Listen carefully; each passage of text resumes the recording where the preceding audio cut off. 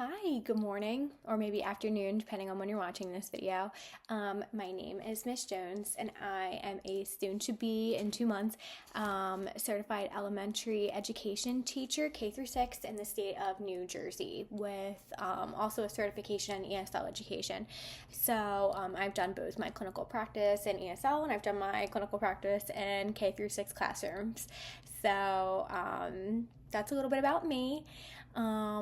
Today I'm going to be doing a mini lesson on describing animals for ESL students. So this lesson plan I've done before in my ESL classrooms, and it has been a very big hit. All the kids love it. It's very fun, very interactive. So it's going to be on describing animals, like I said, and it's going to be more targeted for your kindergarten through second grade age level. Like I said, it's very fun. It's very like lots of songs, videos, very like kid friendly for that age level. So today I have two learning targets. My first learning target is going to be that students will be able to describe animals using simple sentences. So like, for example, we could say like the cat is small, the dog is big, the cat is fluffy, the dog is brown. Just very simple sentences. And then my second learning target is going to be that students will recognize and use common adjectives. So like those sentences that we just said, some adjectives could be like big, small, fast, slow, fluffy, smooth. So just some of those describing adjectives to describe our animals.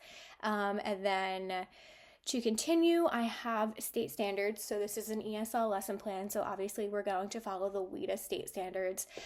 So I have down for standard 1, it could be social instructional language, and then standard 4, the language of science, because we are describing animals. So to start off this mini lesson, I could, once I have all my students in there sitting nicely, I could say, hi everyone, today we're going to learn how to describe animals using simple sentences. But first, let's start with a fun song. So this is where I've done both. I've done, like for kindergarten, we've actually like sang songs that they know. Like for example, it would be like Old MacDonald.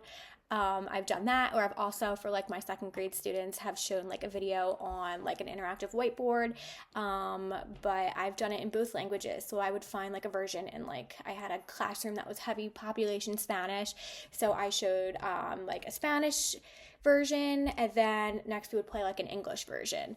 So that's what I would do to kind of warm up, start the classroom, kind of engage them on what we're going to be learning about for today. And after this video, this is where I could say something like, great job, now let's look at some animals. And I could pull up, whether it's like on a piece of like poster or like an interactive whiteboard, like I said, a picture of an animal. And I could be like, what is this? And then the kids would obviously, if they do know, they would say dog, cat, horse, bunny, any of those, and I would continue. So if it was a picture of a dog, I would say, yes, this is a dog. The dog is big and the dog is fluffy. So then next, this is kind of where I would get into like the teacher modeling I do portion, where I would show and describe. So I could say, watch me as I describe another animal. And I would hold up. So I've actually done, in like kindergarten, I've had like stuffed animals. Even in like second, first grade, I've done, I've had like stuffed animals. So like I would let the kids hold, like a cat. I would let the kids hold, like a bunny, a rabbit, a dog. This is where I could pull up my stuffed animals, and I could be like, watch me as I describe. So this is a cat. I'm going to say the cat is small. Could be a very small cat. I could say the cat is fluffy as I pet it, right? Because we're talking about texture now. And I could say, let's look at some describing words or adjectives, right? So then I could have like a poster board of some adjectives that are like, that we use in our everyday language. And I could say like, repeat after me. Big, they would say big. Small, small. Fast, fast. Slow, slow. Fluffy, fluffy. Smooth, smooth. So that's where we could introduce these adjectives, and I could use gestures such as arms wide for big, I've had students where this is like where it clicks for them. So if I go like this with my arms wide open, they know it's big. If I have my hands closed small, it could mean for small. Quick motions for like fast, slow motions for like slow, petting motion, like again for fluffy, right? Because you're not going to pet something that's hard and has a rough texture. So I could do like fluffy, and maybe just like rubbing my hands for smooth, right? So these gestures have really helped in my ESL classrooms. And I've also done some where I've signed like sign language, some of them as well. So the kids love that. That's something I could do. And then this would be another opportunity for me to say like, nice work. When we describe animals, we use these words, like listen very closely. The dog is big, the dog is fluffy, the cat is small, the cat is smooth. So this would be like another portion of like what I do and that they follow. So then next we could proceed to the guided practice we do. So I have done something where it's called like guess the animal game. I could say like, now let's play a game together. I will describe the animal and you try to guess it. So I've done this game, the kids love it. So I'm describing the animal, right? So I'm going to say it is big, it is gray, it has a long nose, like what is it? And at this point, like, this should be like a lesson like that we've been doing for like multiple days describing animals. So it kind of should be like almost like review, like following up. So I would just ask questions like that, and the students would kind of shout out like an elephant. That's what I'm talking about, would be like an elephant. And I would follow up and be like, yes, an elephant. Let's say a sentence together. And I would make up one like the elephant is big and gray. And I would encourage like my students to repeat that. So they would say the elephant is big and gray. And then I would kind of maybe have them like turn and talk to each other, maybe say like a sentence about the elephant. It could also be like the same sentence, but it could also be like the elephant is big, or it could be like the elephant is gray. Like they just kind of make up their own sentence about the elephant, or like the elephant has a big nose, something like that, onto those like guidelines. Or like instead of a turn and talk, I could have them just raise their hands and tell me a sentence that they want to say. And then we could repeat this with a few more animals. So guiding them to kind of use descriptive sentences, like, you know, about a cat again, a dog, a frog, right? Because frogs hop. So it could just be me describing it, and then they should know what that animal is, and then we all say the sentence together, just so that we're using our simple sentences and we are using our adjectives to describe. So then next would kind of be like the you do portion, right? The students do. So I could say like, now it's your turn. I'm giving each of you an animal card, right? So I was holding up these animal cards. I was describing them, but now I'm going to physically go around to the classroom that I've done in personal previous classrooms. I've gone around and I've given them like an individual animal card.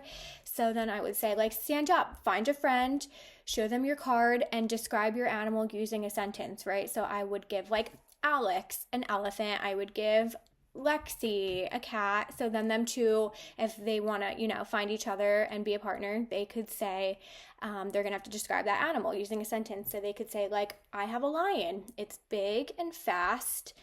And then they could, once they're done, switch cards and then find a new friend. So I've done that. It's been very interactive. The kids love it because they're not only just talking about one animal, they're kind of going around and then switching and talking about different animals so that they kind of get used to it after a while. So for example, just to kind of clarify how this would go, so let's say I'm Alexis and you are Jaden, so I find you as a partner and I have a card, so that is going to be a picture of just an animal, and obviously this could be like differentiated and kind of written in both languages so that they do know what the animal is. So I'm Alexis and I have a picture of a dog. So I have to make up a sentence about this dog. So I'm going to tell Jaden, I'm going to say, I have a dog. The dog is brown and soft. So there's my sentence. And then Jaden, Alexis is going to say, Jaden, what kind of animal do you have? Jaden's going to look at his card and say, I have a cat. The cat is smooth and orange. Right, because maybe that's the picture of the cat. So then they're going to switch cards, and Alexis is going to take Jaden's, Jaden is going to take Alexis's, and then they're going to go find another partner depending on how many students you have. It really varies. I've had classrooms of just like kindergarten and maybe there's like 10 ESL students. I've also had like maybe like 4 second grade ESL students in my pull-out classroom. So it really just depends. Obviously it can be differentiated in many different ways, but that's just one that I found that most of my students enjoy. So then, like I said, they would go around and they would get to kind of see different animals, how to describe them, and that's how that would go. It's really fun. The kids love it. So lastly, this is where I have kind of, I pull my students together. We're kind of doing like a whole group now. I've done this on the carpet where they're all sitting together, and it's my closure informative assessment. So this is what I like to call the acted out portion. The kids love this, and it's a fun way to do like a formative assessment in my opinion. I could have them write down, but I mean, acting it out is just so much funner, and especially if I'm getting a verbal response from them. So I could say something like, let's finish with a fun challenge. I'm going to act like an animal and you need to guess it. So like I said, this is again more like, it was almost kind of like my card game, but now I'm going to act that animal out and they need to guess it. So maybe I could, I've crawled on the floor very slowly, kind of like a turtle. So then I'm going to say something like, I am slow. What am I? So then students kind of need to think back like, oh, what are some animals that are slow? Obviously, it can't be a dog. Dogs are fast. What have we learned about so far that has been like a slow animal? So then a student might shout out like a turtle. And I'm going to say, yes, let's say together, the turtle is slow. So then that's going to be our adjective in our simple sentence. So then I would kind of just wrap it up. Do that a couple times after animals. I might even let them, once somebody, if they call on it, get it right. I've done where they go up and then they act it out, and it kind of just keeps continuing. It's just like a fun way to kind of end, kind of wrap the lesson up, and then I could say something like, awesome work today.